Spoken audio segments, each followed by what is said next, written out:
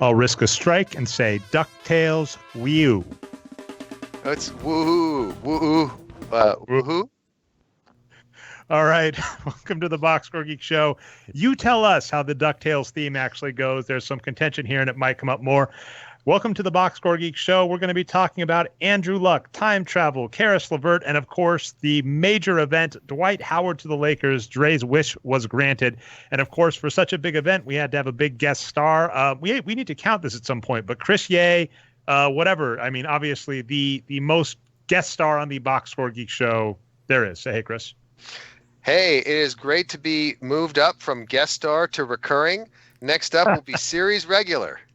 Yeah, I don't mind being traded out or whatever. Although, like I said, we've discussed this before. So if you don't know, chrisye.com is awesome. You have your own site that is great for both your writing and also collection to find all of your other stuff because you're a prolific writer, big name in Silicon Valley for all of that. Reality TV show winner. So many things. chrisye.com. Check it out. And then I'm just going to say, Gray, I always mess this up, Chris, let you fill it in. But the good news is you're on another podcast regularly with Reid Hoffman, where you discuss the book Blitzscaling. And I'll say the good news about that is I've been catching up on it. I think I'm almost caught up, if not caught up. They're like 20-minute episodes. So unlike this show, if you're behind, you can catch up really quickly. Yep, that's the Gray Matter podcast. And you're looking for the Blitzscaling episodes that will be starring yours truly and Reid Hoffman. And so this is great.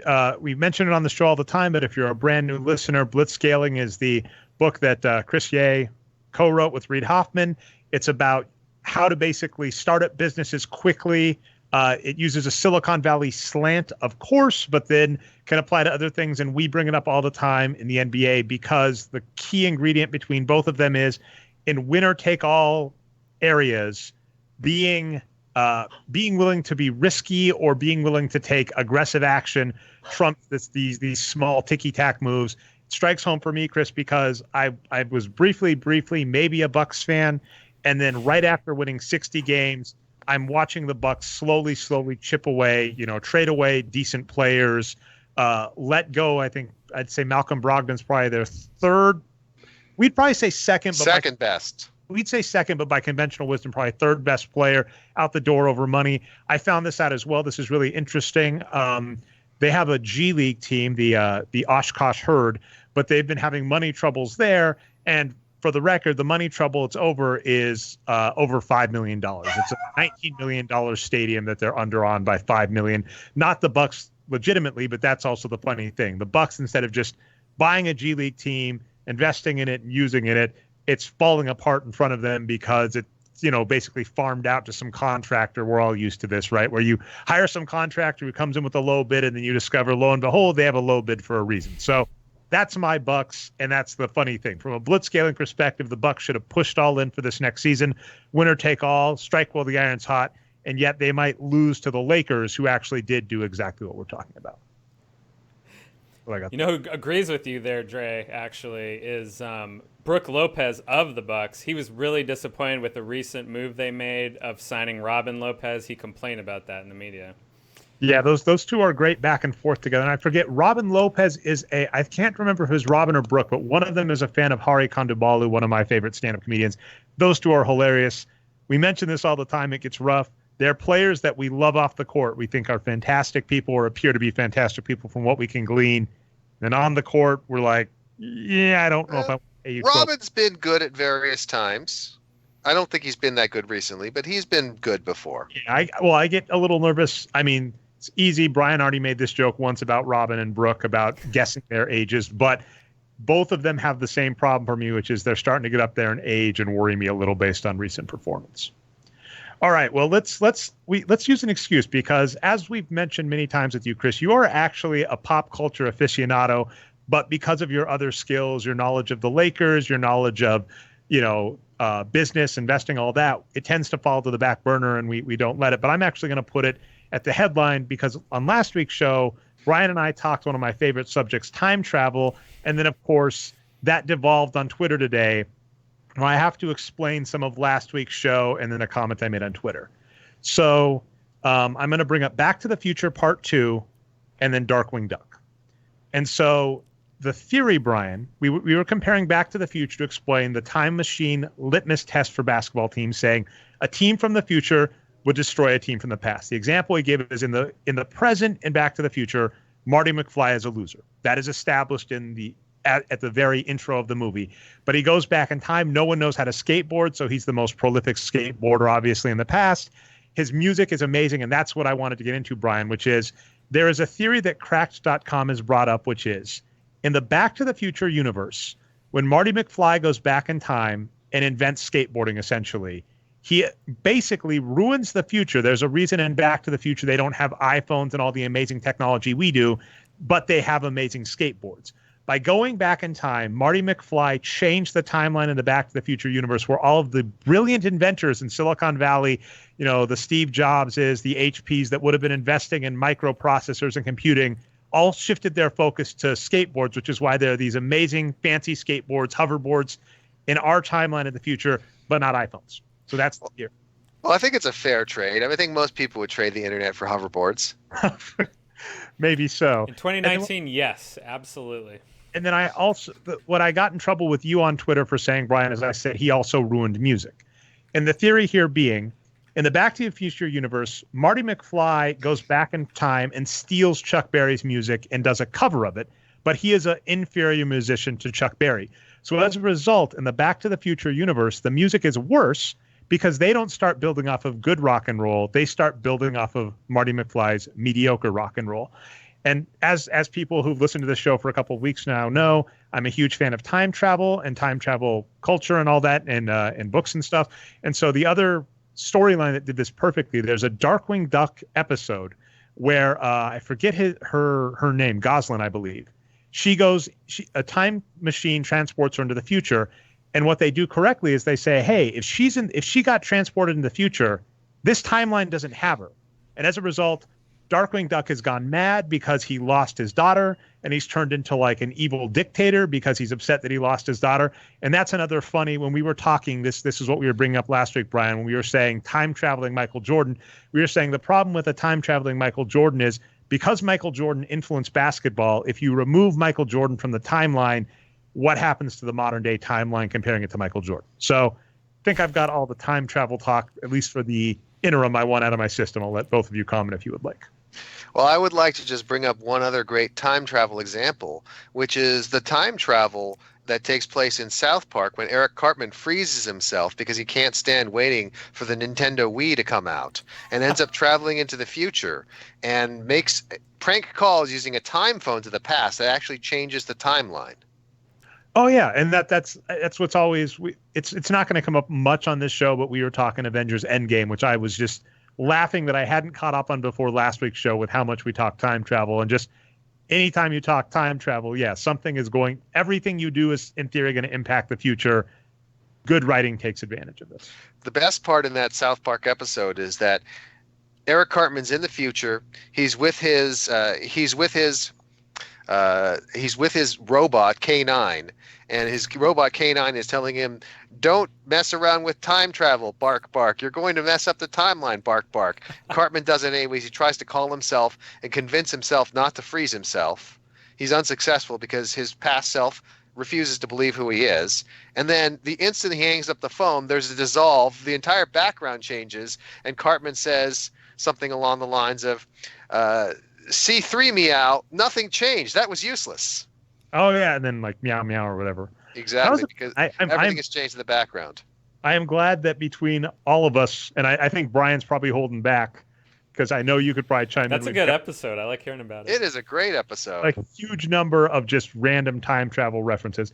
Last point, Devin Dignam, fan of the show and former co-host of the show, commented on Twitter the same thing where he went down, and I said, I wanted an excuse to talk Aquaman a bit, because I got to catch up on some movies on some plane rides this last week. And so Aquaman has this myth that I kind of hate, or this trope that shows up a lot that's involved in these sports comparisons, which are people are like, back in my day, things were better. And we go, I hate to tell you this, the future improves things. There's a thing called the Flynn effect, which says we're all getting smarter. That's good. That's progress. In Aquaman, he has to go find this ancient relic to prove he's the true king. And they're in the future, and they have like amazing underwater technology, and there's a blaster cannon that can churn water into plasma. There's all this new technology, but no, the trick to win is this ancient weapon. And I find that relates a lot to these time travel arguments we get, where there are these people that go, the past was better, everything was better in the past. And when you actually start comparing them, you go, nah, the future is better. Usually. Yeah, the power move is to head into the future and bring weaponry from the future back to the past. Exactly. Well, and that was, barring luck, right? That was Back to the Future 2. Back to the Future 2 says the same thing. A schlub from the future, Biff Tannen from the future, is able to completely destroy the past with very rudimentary just future technology. And future technology in that case is just a book. Well, again, it's the future technology is the knowledge of the future and the ability to become the world's richest man by betting on sports events. By the way, there's a very rare book called Replay that actually focuses on this, and it basically features a character who finds himself replaying the same years over and over again, sort of a proto Groundhog Day. And it's a pretty interesting book to pick up. Interesting. And okay, actually, I just want to 1970s science fiction. 1970, right? Because those movies, the two I can think of right are Groundhog Day and what it was horribly named. They renamed it right, but it was a good movie. The Tom Cruise movie, Edge of Tomorrow. That was a really good. But they're very focused, where it's this one day, this one thing. Where if you could replay an entire year over and over again. All right, replay. Okay, I do not have a smooth transition into the real topics, but the first one we wanted to talk is Andrew Luck. This was surprise news out of nowhere. Andrew Luck announced his retirement. I guess he's dealing with injury and just doesn't want to play anymore, which we completely understand. And we just kind of wanted to bring it up as it hits one of our wheelhouses that we talk a lot, especially when it comes to things like football. We love wrestling around here. And just this weird notion of sacrificing yourself and your body for a sport, and then how we don't always agree with that. And Andrew Luck, it's fascinating to see it, and it really does leave questions to what's going to become of football, because this, I think, how did I just miss his name? Rob Gronkowski. Yep. Gronkowski, thank you. We've now had two marquee players in back-to-back seasons basically retire and after the fact talk about their injury and how they don't want to play hurt. Both at age 29, still theoretically with many years ahead of them to play, both still close. Gronkowski less so, but still close to the height of their powers. And the fact is that in the case of Andrew Luck and Rob Gronkowski, football players are just saying, you know what? In this player empowerment era, if I'm rich and successful, do I want to spend the rest of my life living in pain? No. And it just shows you that people view football so differently than the rest of real life. Like, imagine if, for example, Dre, you were like, I have this job, and this job involves a lot of physical strain. I'm constantly getting injured. I've had to have multiple operations. I'd like to leave this job and retire. People would say, yeah, you should do that, Dre. Why the hell haven't you done so already?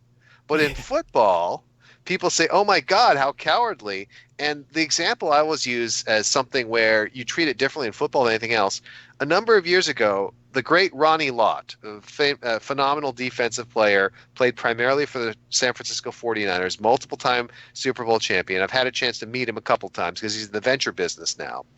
But Ronnie Lott famously, before a football game, a playoff game, had the tip of his finger chopped off because he had broken the finger, and they told him, well, you're not going to be able to play in the playoffs. He's like, what are you talking about? He's like, well, you've fractured your finger. There's no way we can protect it. He said, what if you amputated it? And so he had the tip of his finger amputated so he could go out and play. Now, I don't know about you, but Dre, if you had one of your colleagues that you were working with, and that person said, I need to get a splint on my finger, but that's going to interfere with the work, so I'm just going to have it amputated, you'd probably think that person was a psychopath. Well, I've mentioned on this podcast, anytime I have a hard, fast rule. So Brian notoriously will miss the show when there are Warriors playoff games. And I've said I refuse to have a show get in the way of other things. And I know good work-life balance places try and do the same. And so absolutely, when it comes down to people saying that, and I actually have a really interesting real-world example of the dichotomy of opinion, which is in my state, in Wisconsin, Sean Duffy, who is a representative of the most Trumpy part of the state. So initially I heard GOP representative to resign, and I was like, maybe we can start flipping the state back to normal. We just got a Democratic governor recently, who's my son has met, and I've said, No pressure. I've got photos with you next to the governor as an infant. So just an FYI, you as the governor as an adult would be a great follow-up photo. No pressure, but it looked really good in my scrapbook, so work on that. But we had a representative resign, or say he'll resign from Congress to focus on his family. And of course, the result is everybody's saying, of course, you should focus on your family. Of course, life comes first, and he's saying and of course, by the way, it's entirely possible this is a political maneuver where he might be pushing himself to go for a Senate seat or a governor race. So it might be a very convenient way to slowly move off, transition the seat to another Republican and whatever. Who knows? But I'm just saying, watching Andrew Luck get booed by his own team after he announced retirement. And I mean, I haven't listened to any of the interviews because like I said, I've been traveling, and instead of listening to football interviews and reading podcasts and blogs about basketball, I've been watching Aquaman. But, I imagine Andrew Luck, when saying, I think there's pressure, stress, injury, all that stuff. I've seen some stuff with Gronkowski saying the same thing. When he says that, you're right, Chris, no one is saying to him, you're absolutely right. What are you thinking? And also, he's got the counter where he can say, look, the remainder of my contract isn't guaranteed. So even if I go out and play, if I get injured, I might lose all of that money. Whereas I have money in the bank right now, and I can retire and do something with that money. And Andrew Luck is an unusual football player, as everyone knows. He's a graduate of Stanford University, has an architecture degree, and he's the kind of guy who was doing his rehab in Europe so he could look at famous architectural art monuments while he was doing his rehab. And he's getting married, and he felt like, I'm already wealthier than I'll ever need to be. I don't have anything left to prove. I mean, maybe somebody was like, well, you never won the Heisman Trophy. You never won a national championship. You never won a Super Bowl. To which he could respond, guess what? Neither has almost anyone else. Exactly. And he just said, you know what? Why am I going to make it so that in 10, 20 years when my sons and daughters are growing up that I can't bend over to pick them up, or I can't play with them in the backyard, or I can't even recognize them? He's getting out now. And by the way, this is only necessary because the Colts phenomenally mismanaged their roster early in his career and let him be pounded like a piece of veal. He took more hits early in his career than any other quarterback in the NFL. People thought he was indestructible. There were people who were writing at the time, wow, it's amazing. This guy is indestructible. He just shrugs off all these hits. And as it turns out, no, they were just building up damage that would show up later on. Yeah, I've got nothing to add on that other than we've said this a lot. The NCAA and NFL are two organizations that we keep looking at and going, we don't know if something will happen, but it does really seem like a dam waiting to burst on both. And a marquee quarterback, because the quarterback always seemed like the weird position to me, right? Tom Brady's still playing. Tom Brady, I had to admit this to a cab driver who admitted he was a Pats fan. And I said this as a Wisconsin resident, but I was just like, Tom Brady has really cemented himself as the greatest quarterback. I mean, just nobody has played as good, as long, for as many seasons. It's just, and I say that as a team that had John Elway, though I think John Elway is a yay points player when we examine, if I recall, John Elway, Peyton Manning, and then of course now I live in the state with Aaron Rodgers. Just Tom Brady is amazing. So there's this. And Brett Favre before Aaron Rodgers as well. Brett Favre is makes Kobe look tame because I think what Brett Favre has the all-time interception record, and it's not close. And I think a friend of mine, friend of the show, Ty Willinghams, was noting that Bart Starr and Brett Favre, put together, are so many more interceptions like Aaron Rodgers. It's just ridiculous how many interceptions Brett Favre threw in his career. So.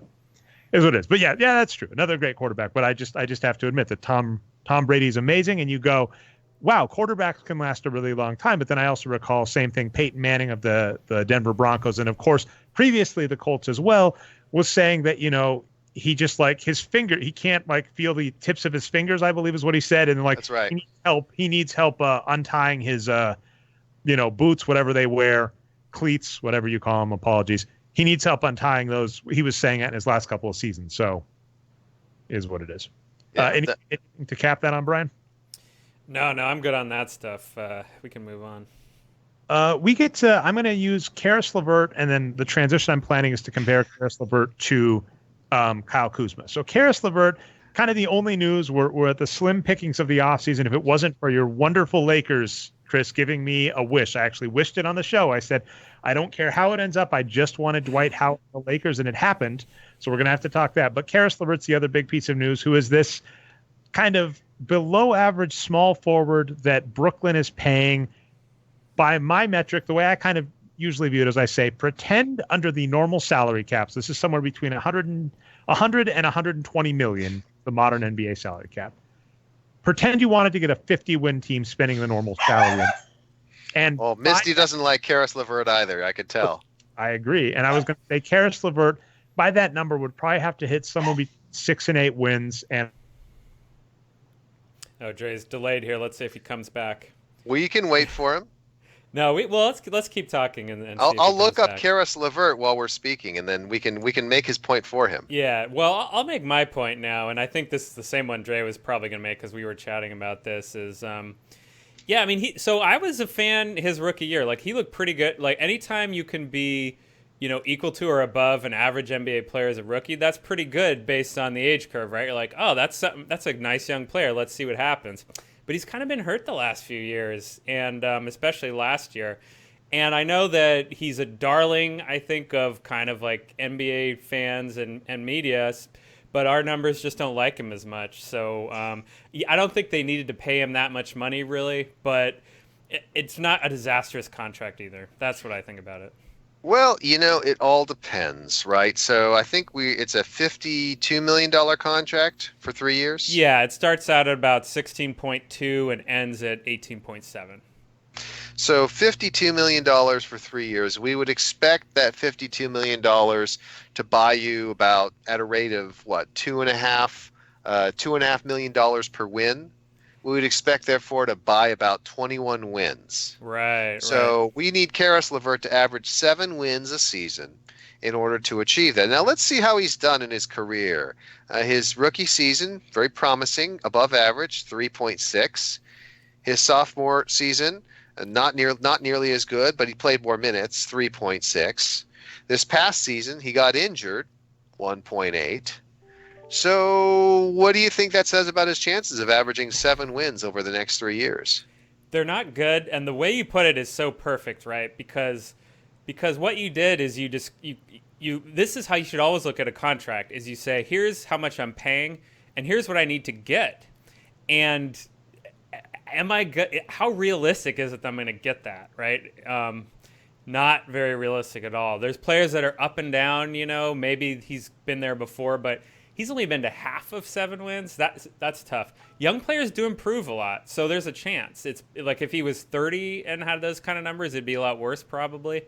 But yeah, so it looks like Dre is off of the call, but he's ready to rejoin again. So you can go back on this topic, Chris, and I'll see if I can get him on here. Let's bring him back in. So meanwhile, while that's going on, one of the things I would speculate about, and I'm not just filling time, one of the things I would speculate about is that part of what the Brooklyn Nets are trying to do is they are, once again, as Dre likes to remind us, you have to make transactions that are going to that are going to drive the confidence of the team and that are going to meet the requirements of the team. So it's very possible that there might be some unwritten conversations with KD, with Kyrie Irving, where they said, you have to re-sign Caris LeVert. And again, whether that is something that really should be done or not, the Lakers are a classic example. You can see all these players that LeBron just basically says you have to sign them because they're clutch players. So let's go ahead and bring in Kentavious Caldwell-Pope and pay him $30 million. That's sort of a non-basketball reason for these contracts being handed out. Yeah, absolutely. And Dre is back, by the way, Chris. Yep, you guys I spotted have swapped. I managed to stall just long enough. I'll warn you guys that you've swapped nameplates now, so you have opposite names for the rest of the show, but that's okay. So we've been talking time travel, Brian, and we can start getting to the other fun, the body swap ones. You got the Freaky Fridays. There was like a made-for-TV one with Keanu Reeves. So look forward to that next week, Brian, if the NBA stays as Spartan with its news. And I absolutely love that point that you've been making, Chris, the other reasons for players.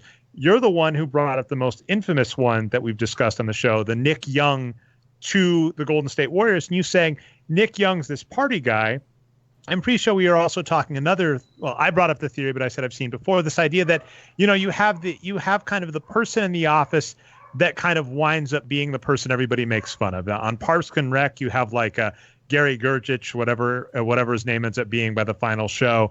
This is pretty common, I think more so on sitcoms than in real life, but on the Warriors, Nick Young can be the guy everybody makes fun of for doing stupid things. He can be the party guy that everybody loves off the court. And that can be useful because it keeps Kevin Durant and Draymond Green from killing each other, whereas the next season that happens. So, this idea that you have these players that have other reasons, the other more infamous and insidious one is agent stables. Agents say, you're going to sign this guy because, by the way, I represent so-and-so, and they're not even going to look at your team.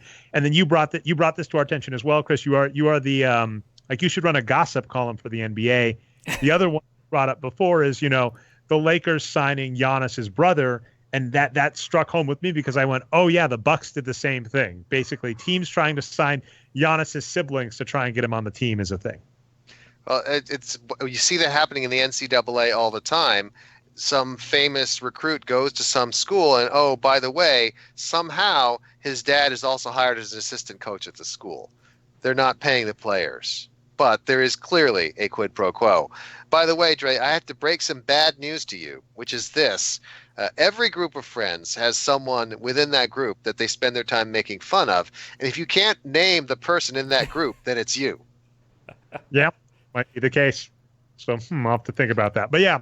Anyway, group dynamics are fun. And I think that is always, as the analysts and the analytics people, we always bring that up about sports as we go, with apologies, so many of these sports, the numbers aren't as hard as people give them credit for. I'm not saying they're solved. I'm not saying they're finished, but I'm saying too many places focus so much on the numbers and not as much on the, how do I get my team to get along kind of stuff.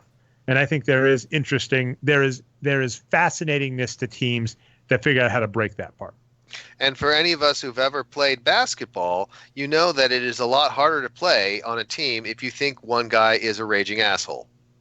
Absolutely. And then it also, we've seen that with LeBron James, where after the fact, these successful teams, you listen to players that were on them and they're just like, it was really hard to play with LeBron James because, yeah, he's a winner. And of course, winning is the goal. But sometimes it's also really hard when you've got that guy that just pisses people off. I know a famous story in Lakers lore. It's the alternative, which is Magic Johnson in his first or second game, Kareem scores a game-winning skyhook. And Magic Johnson acted as if they just won the title. And everybody said, Magic, there's no way you're going to be able to keep this level of intensity up for a full NBA season, cool out. And then, of course, he decided to be the greatest basketball player of the 80s. So who knew? Yeah, and it was their very first game. Magic and the Lakers were taking on the San Diego Clippers, and Kareem hit a skyhook as time expired to give the Lakers the win. San Diego Clippers. Oh, yeah. Back in the, and then what? No, they didn't have Terry Cummings yet. He was traded, I think, the next season. That's right. It was a game that was supposed to be a big game because it was going to be Kareem versus Walton, but Walton, of course, was injured. Yep. Walton could never stay healthy. Okay, well, let's actually get on to your Lakers. I said pre-show I was going to attempt to try and meld these together, but I don't know if I'll be able to. But basically, Caris LeVert, the issue I have with him, I don't know if you discussed this, is he's exiting his rookie contract, and he has missed what I like as a litmus test for a rookie, which is by the time they've hit their fourth year, we should have seen at least one season where they've played above average for the season at over 2,000 minutes. And if you haven't seen that, you should be worried, because I think, Brian, at the very beginning, right before I cut out, you were mentioning that Caris LeVert as a rookie looked decent. Yeah. And this is not kept up, but he also has not cracked 2,000 minutes. So that's the issue, is if you don't have a healthy player that's played above average, you really want to question if you want to give him a long-term deal for a lot. When you were out, Dre, Chris did the math on the show and showed us why, he didn't get there. So in order for the contract to be justified, LeVert will have to average 7 wins a season for the next 3 seasons. He's never gotten above 3.6.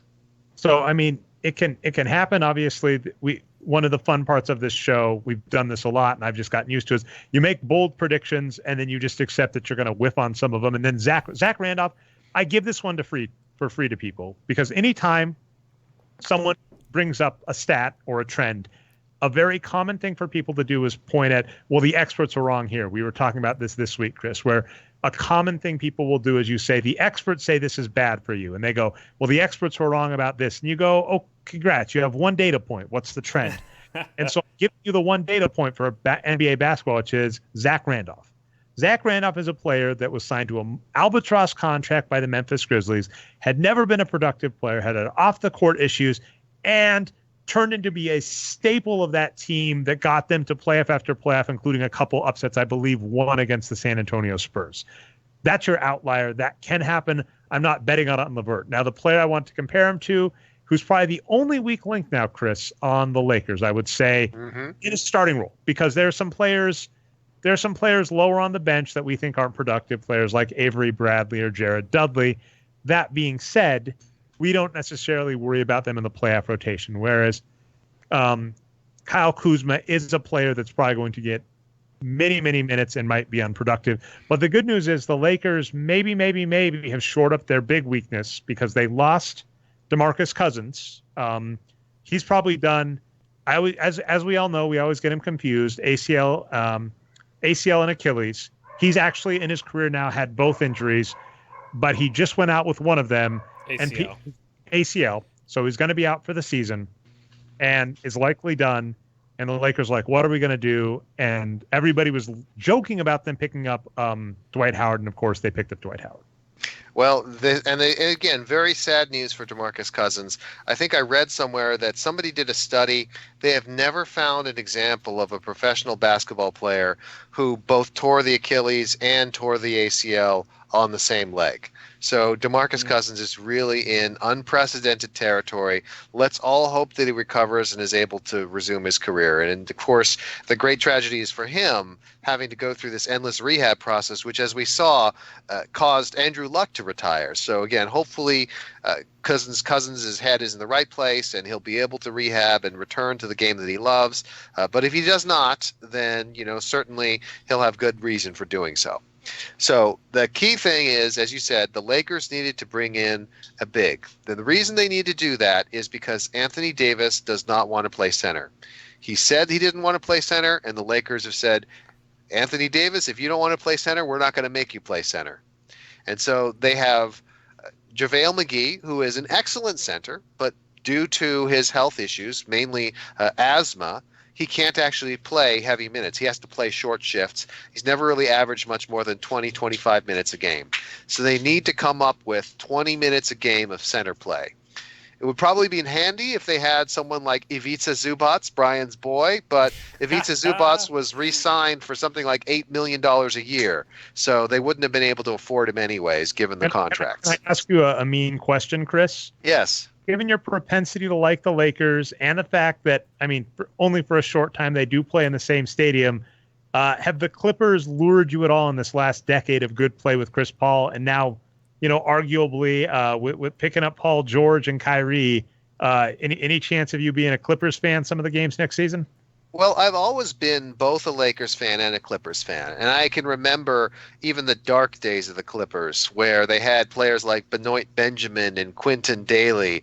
And the only bright spot they ever had was the year when they traded for Ron Harper. And they were playing very well up until the point that Ron Harper tore his ACL. Gary Grant rolled and broke his leg. Danny Manning went down. And pretty much every player on the team got injured. So those were dark days. Obviously, the Lob City days were much better, and hopefully this year with Kawhi Leonard and Paul George will be great. But no matter what happens, Los Angeles is a Lakers town. Okay.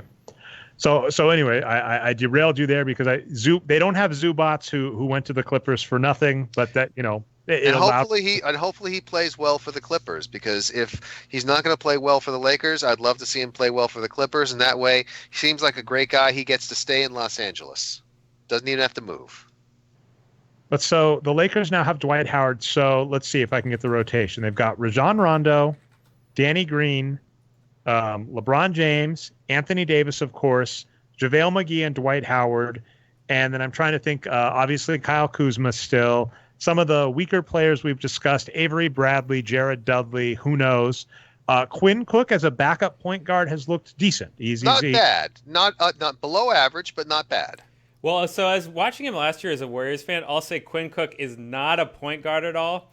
he's basically a very small shooting guard that's a 3-point specialist. Which is what the Lakers need. Exactly.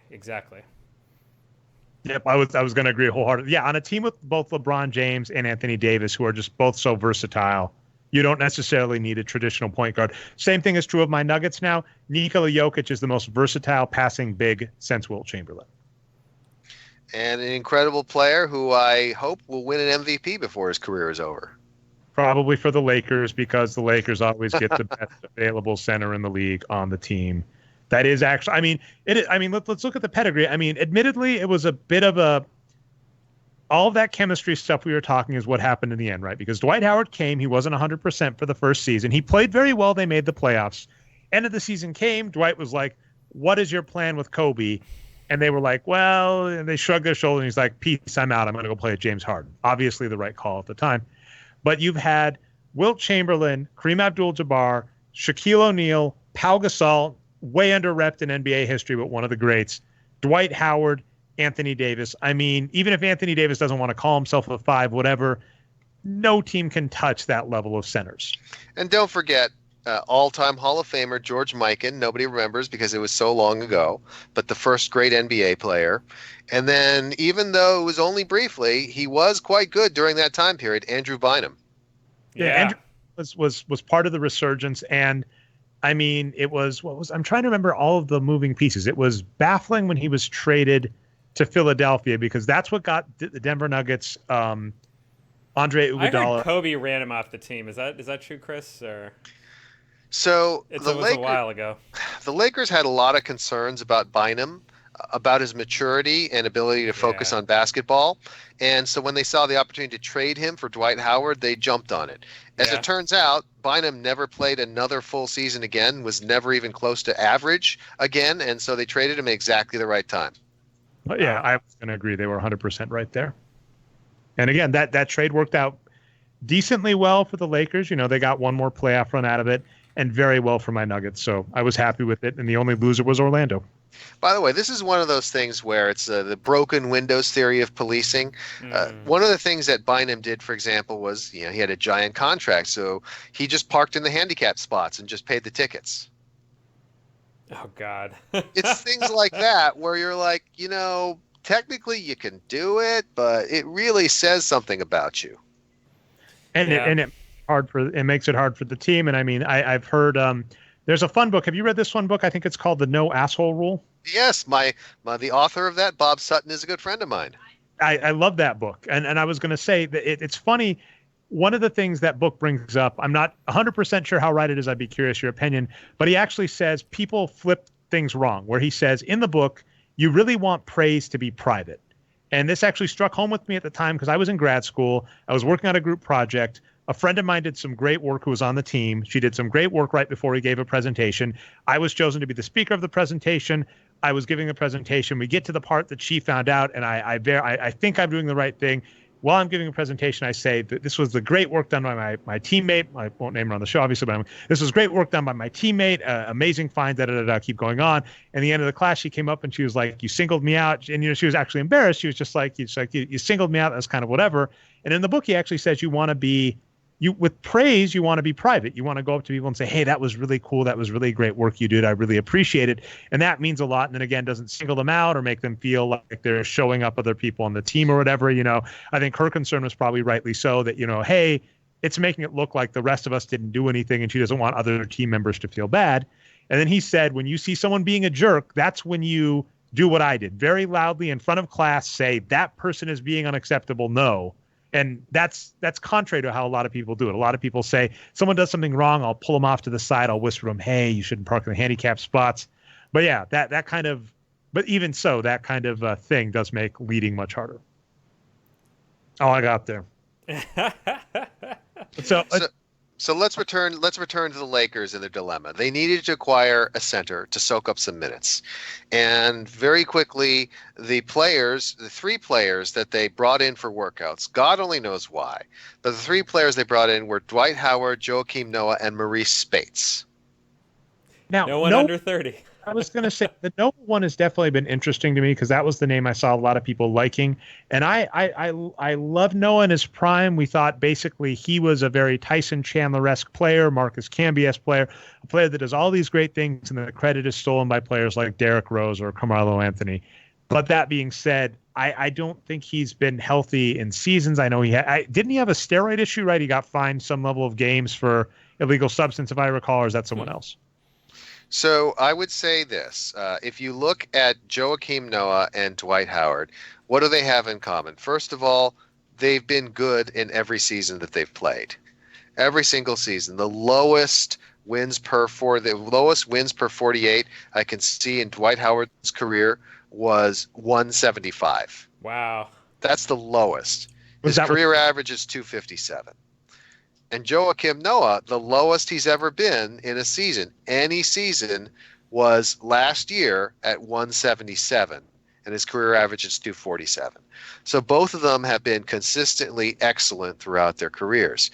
But as you point out, there have been a lot more injury problems with Joakim Noah than Dwight Howard. We think of Dwight Howard as being injured. He's got nothing on Joakim Noah. Joakim Noah has played only 40 minutes in the 2018 season. He played 693. He played under 1,000 minutes 3 different seasons. And Dwight Howard, the only season he ever played less than 1,000 minutes is last season. Throughout most of his career, he's been, even despite any injuries he had, despite the back problems and other things like that, he's played heavy minutes and held up well. And of course, but the only issue, and I actually put him in the exact same boat as DeMarcus Cousins. DeMarcus Cousins was a player that I basically said I found it amusing with how I've gotten a reputation for calling him overrated. DeMarcus Cousins, I have thought in everything but his first contract he signed, as a draft pick, as a pickup by the Pelicans, as a pickup by the Warriors, and even as a pickup by the Lakers, I thought was a fantastic, because he was right for the price. You very much want to arbitrage these players. He was right for the price. He was very much an unknown quantity both last year and this year. Dwight Howard's the same boat. He just missed an entire season. He's in his 30s. While being above average, he's still been declining in production. Do you have any hope for him? And I know in past we've actually you've watched his game and you said, despite all of his talents, he does some stupid things. Is there hope for Dwight on the Lakers? So I'll first comment on DeMarcus versus Dwight. So let me give you some career numbers. DeMarcus Cousins has played about half the number of career minutes as Dwight Howard, because Dwight Howard is definitely older. During that time, his wins produced per 48 has been 87, so below average, and he's produced a total of 32.8 wins in his career. Dwight Howard has averaged, as I mentioned, 257 and has produced 191.3 wins in his career. So there is just a long track record of productivity with Dwight Howard in comparison to DeMarcus Cousins. Now, the thing about Dwight Howard is Dwight Howard, for some bizarre reason, doesn't want to do the thing that he was meant to do and put on this earth to do, which is to be a rim-running energy big and play in the pick and roll, and instead likes to post up where he is marginally above average at best, and because of his propensity for turnovers, is actually probably below average. I was going to say one of our favorites, Ethan Strauss, who named the Yay Points Theory, has one of his weird feuds he's had forever is that Dwight Howard is not 7 feet. And if you look at he's not 6'9". Yeah, he's not. Because if you put Dwight Howard next to KD, you're like, one of them is listed as 6'9", one of them is listed as 7 feet. That's flipped. So anyway, and so to your point, I'm posting up. It almost seems like he's undersized there. I could be wrong. He is. He definitely is undersized, but more to the point, he doesn't have any good moves. Yeah. Didn't trade the Hakeem Olajuwon in the offseason. Like every he just. I think that the most recent year, he was in the 58th percentile of post-ups across the NBA. You're a center. You should be above average. And he also averages an inordinate number of turnovers. And that is just, especially considering he's not a particularly good passer. So looking at his numbers in his career, he is at 2.1 assists per 48, I guess, and 4.1 turnovers per 48. That is less. Yeah, you don't want to hold the ball. And I'm curious because I remember back in the day, They've been on a couple teams together now, but when Rondo and DeMarcus Cousins were both on the Pelicans together, I remember that Rondo, they were calling him coach, like obviously Coach Rondo, because he would like yell at DeMarcus, like, you go there. And so I really am curious because, I mean, with Rajon Rondo, that should be a fairly easy pick and roll, especially since Rajon Rondo has one. I only want Rajon Rondo taking threes. I don't want – it's so funny if you look at Rajon Rondo's shooting charts. The only shot you want him taking is a three. You don't even want him taking layups, if I recall. Yes. And again, Rajon Rondo is, despite all the incredible drawbacks he has, still an above average player, which is absolutely astonishing. But yes, Dwight Howard, if he were to, and again, this is a big if he were to be healthy and to focus on pick and roll as the roll man, rebounding and defense, and avoid trying to hold the ball and create offense and things like that, he could be an amazing sort of Clint Capella-esque player. And there are two interesting points I would give there. Our favorite Kobe Bryant, and I think you bring this up all the time, if you look at his permanent numbers, 2003, 2004 is his best season in the NBA. And that was the season where they acquired Gary Payton and Karl Malone. And Artie, of course, had Shaq. And then, of course, I think had some other big name. You know, I think Rick Fox, older established veterans. So Kobe Bryant and that team knows, I'm great, but this isn't my team. And in that season, he deferred. He passed more, looked the best he ever has. Then, of course, all the veteran presence leaves. Shaq, Malone, Fox, Gary Payton all leave. It's Kobe's team, and he turns into the chucker we all know and love. And so I'm curious with Dwight Howard, if he's there on LeBron's team with Anthony Davis and, you know, Rajon Rondo's an established veteran presence, if he's on that team, if he's actually going to listen, and that would be the hope. Well, that's the interesting thing. So before the Lakers signed Dwight Howard, there were several interesting things that happened. First, he basically had to go in and meet with LeBron and Anthony Davis and the Lakers coaching staff, and Rajon Rondo was there too, I think, and basically beg them to let him come play there and to swear up and down that he was going to focus on the pick and roll, on rebounding, on playing defense, that he had accepted that, you know, he had been too egotistical in the past, and that he really wanted to be a role player and contend for a championship. So he said all the right things. Now, mind you, you could go back to every time Dwight Howard has changed teams and go to the new team he's gone to, and they've written some story about how Dwight Howard swears he's changed. So will that actually take? Hard to say. But the contract he signed with the Lakers is non-guaranteed. They can cut him through January 6th with no consequences. Oh, that's amazing. And I guess the other advantage I'll give him is every team Dwight Howard has signed with up until Washington, he was an above average player. That is the most fascinating part about Dwight Howard to me, is that whatever off-court issues he has have to be so frustrating, because normally a player that is half as good as him can basically scoot on into retirement being beloved with whatever, you know, without the issue. I mean, even Carmelo Anthony, the fact that people are still going, is Carmelo Anthony going to come back when he's, I think he has a 2-year award, right, Brian, back-to-back seasons of worst player in the NBA. Oof. I think he would have taken it for the season if he had been allowed to play throughout the remainder of the season with the Rockets. So we'll have to see what happened. I mean, I am cautiously optimistic for the Lakers next season, to be honest. It'll be fun to watch, at least. Well, that then brings me to the interesting part, which is to think about the Lakers and to make the positive case for the Lakers. So I'm going to make the positive case for the Lakers as potentially a championship team. So let's start. Okay. We'll go through the various players that are involved. So first, we have to look at, of course, Anthony Davis. Anthony Davis last year took a leap from his before he was really good. Last year he was insanely good. And if he had not had the season where he basically was pulled out from playing, if he played the full season, you extrapolated out his minutes, he would have been a roughly 20-win player. So let's go with that. We're taking the positive case. So let's go with 20 wins from Anthony Davis. Now let's look at LeBron James. Last year, which was basically his worst season other than his rookie season, LeBron James accounted for 9.9 wins. We'll call it an even 10. Flat. An even 10. Basically, barely not even trying. if he were healthy and you were to extrapolate out the minutes, that would extrapolate out to 15 wins, which is very good. By the way, that would also make it LeBron's fifth worst season in his career. He's ridiculous. Greatest. So now we're at 35 wins. Now let's take Danny Green, and let's just run Danny Green back and say that because he's even more wide open, he shoots a little bit better and gets 10 wins because he got 9.2 last year. Now we're at 45 wins. Now let's take Rajon Rondo.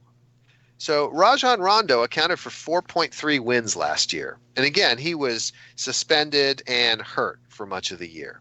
If he were healthy, amazingly enough, that would be roughly 8 wins.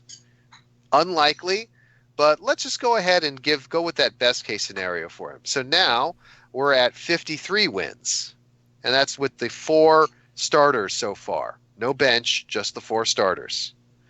Now, the problem, of course, is we have our buddy Kyle Kuzma coming up. So we have no other small forwards on the roster other than Jared Dudley. And Kyle Kuzma, unfortunately, accounted for negative 3.4 wins last year. Now, maybe he improves. Maybe he improves his three-point shooting. We've seen videos of him over the season, but goodness knows how many times we've seen off-season videos saying this person has changed their shooting form, or they've lost weight, or they've become incredible at this, or he's in the best shape of his life. You know, let's be best shape of his life. Lost 15 pounds as well. But let's just be generous and say that Kyle Kuzma accounts for 0 wins on the season. And that's the rounded out starting 5. 53 wins from the starting 5 with Kyle Kuzma at 0. Now, let's really make it fun. We can add in some players off the bench. KCP was 4.7 wins last year. Alex Caruso was 1.4 wins. Actually, that was in very limited minutes. If he played a starter's minutes, that would be about 7 wins. He was an above-average player. And you have contributors like Quinn Cook who are, on the whole, positive contributors, even if they're below average. So maybe you tack on another 5 wins. Now you're getting up around 58 wins. Now we have Dwight Howard. We've forgotten completely about Dwight Howard. Dwight Howard as a center comes in. Dwight Howard, the last season he was reasonably healthy, which is with Charlotte in 2018, produced at a rate of 198 and 10.2 wins. He's not going to play as many minutes. Let's say he's only worth 5 wins. Okay, now we're at 63 wins. Okay. What about JaVale McGee? How much was JaVale McGee worth? Well, JaVale McGee... JaVale entirely. I left out the on your equation. Yeah, so now we got JaVale McGee. Now let's take a look at JaVale McGee. How much was JaVale McGee worth last season? Well, JaVale McGee was actually really good. In fact, he had a career best season and put up 9.2 wins.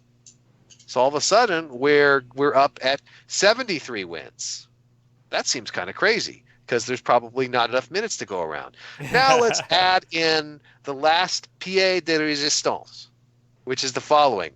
Let's say the Memphis Grizzlies finally do the thing that they're supposed to do. Oh, man. And they cut Andre Iguodala, and he signs with the Lakers. Andre Iguodala's worth 9 wins last year, 8.9. We'll just round it up to 9. And let's say you replace Kyle Kuzma entirely with Andre Iguodala. Now the Lakers, by my count, are up at 77 wins. Obviously, that is a best-case scenario. But I'm just making the point that there are a lot of above-average players on the roster. There are 3 star players on the roster, possibly 4 if Dwight Howard actually recovers, because they're at the 200 or roughly 200 or above level. And with Andre Iguodala, that would actually take it to 5 star players on the roster.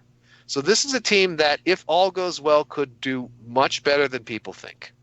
Well, I'm baffled. The metaphor we were coming up with pre-show, I basically compared them to the Jason Kidd, Tyson Chandler Knicks. And for those that don't remember, that team won 54 wins, I believe, or somewhere around there. And they flamed out in the second round of the playoffs, but that was just because basically the wheels fell off of Jason Kidd. That was Jason Kidd's last season. And so the Lakers, I think, are in a very similar situation where I'm certainly worried about JaVale McGee, Dwight Howard, LeBron James, Rajon Rondo's health. But if they can keep it together, and what I would hope, it's funny we were talking luck. Good teams, Greg Popovich in particular, and Phil Jackson back in the day realized player conditioning is what mattered. Basically, you wanted a healthy team for the playoffs.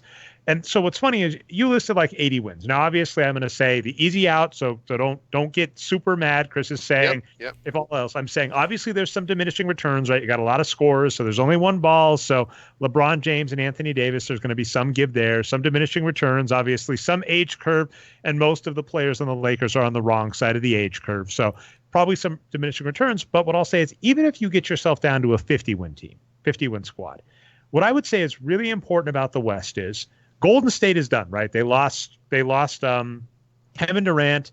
Klay Thompson is out for majority of the season. They're just not going to be top echelon.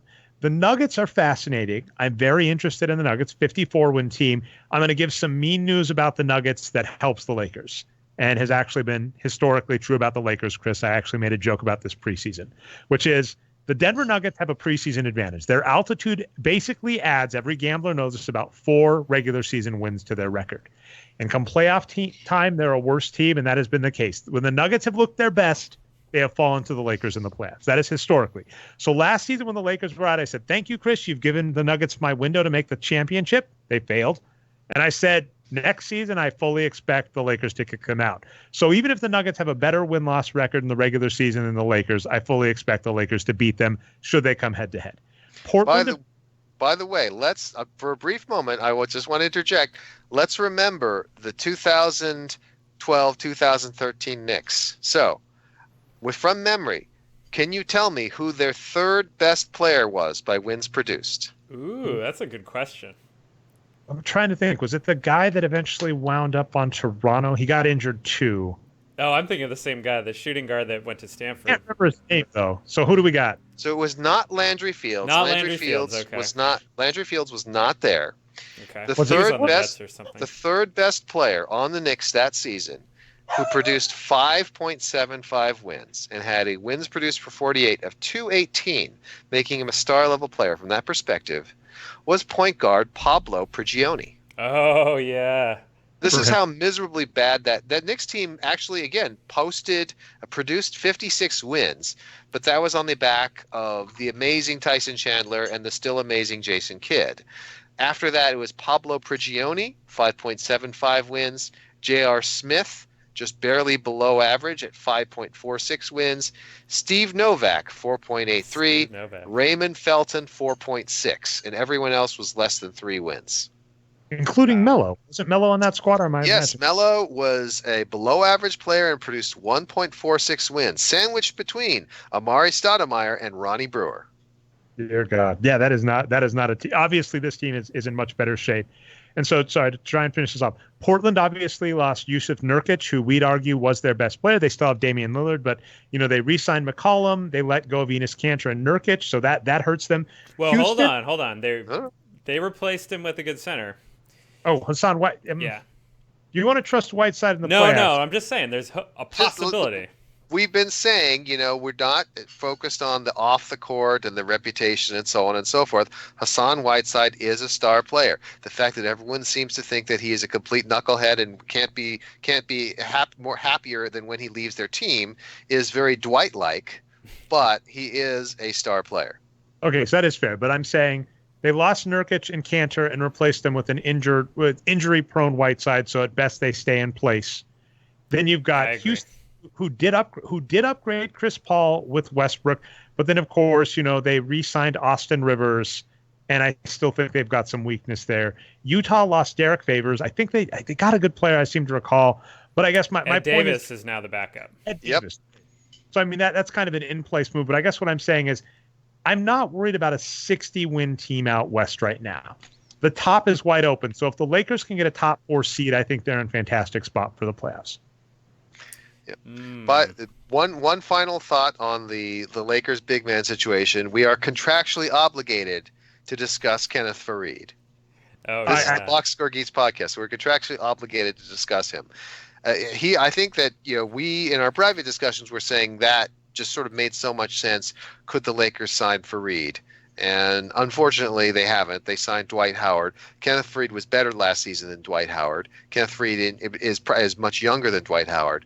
I think that there are two different sets of reasons that we sort of talked about why they wouldn't do it. One, which you brought up, Dre, in our private conversation, is that Kenneth Faried is, unfortunately for him, just not the big sexy name, not respected by the other players in the same way that someone like Dwight Howard, who's been an all-star and played in the NBA Finals, is. That's absolutely true. I mean, it is what it is. It's your reputation matters a lot, annoyingly.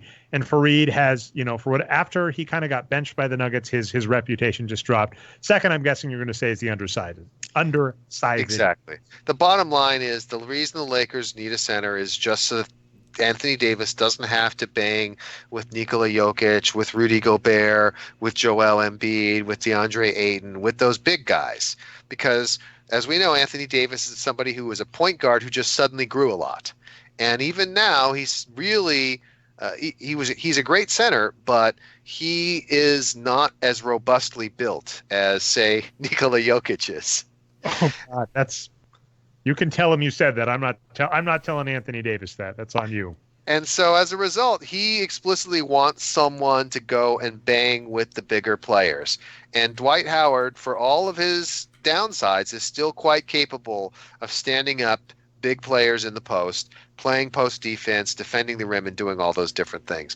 And so even though I think Kenneth Faried in a vacuum is a better player and would produce more on the court, for the purposes of what the Lakers are looking for, which is size and rim defense, Dwight Howard is, sad to say, probably a better choice. I'm excited about the Lakers. I think, like I said, 50. If this was like the Moneyball scene, the early scene in the Moneyball thing where the nerds are coming together and saying, we're going to need to get this many runs and this many strikeouts to get ourselves and this many wins to get to the playoffs. The Lakers, I'm saying 50 wins and healthy in the playoffs, and you've got a shot at a title. A really, really good shot. It is the most wide open it's been, especially since, like I said, the only team I think that actually it didn't even stay in place. Philadelphia lost some key names. None of the top teams in the NBA did it. I'm going to call it right now, Chris. This should be music to your ears as a Lakers fan, because this is a repeat and it came out on top last time. I'm calling the finals as Indiana versus Los Angeles. Oh wow, hot take. On it now. That's amazing. You got to put some money in Vegas down on that, because you probably get some great odds. If we get a chance to go out, last year I got to do Toronto to win it all, and that was just such easy money. I'm not going to be in Vegas for a while, but if Patrick goes out, maybe I'll see if I can. I was going to say, doesn't Patrick go every year? Well, come on now. Yeah, I'll ask if he goes out. I'll see if I can get a parlay for Indiana Los Angeles finals with Los Angeles winning. Okay, well, we said we're going to try and get you to dinner on time, Chris. You've given us a ton of your time, so I appreciate that. I'm going to let you give the cap run anything, then we'll give your credentials again, and that'll be our show. So as always, for those of you who are interested in all my content, although Jen probably less about the Lakers than you might like, you can always go to chrisye.com. You can follow me on Twitter at chrisye. You can just Google Chris Ye, ChrisYeh, and find me. You can find my book Blitzscaling at blitzscaling.com. You can look up my book The Alliance. And you can go and check out my appearances on Mental Samurai, either on Hulu or via iTunes. Awesome. Okay, thanks so much. This has been the Boxscore Geek Show. If you found us not through the website, you can find us at boxscoregeeks.com every week. That's right, Misty. Every Mondays, 9:30 p.m. Eastern Standard Time, except if Dre is traveling or if we've got a special guest, then we have to rearrange, but it's for Dwight.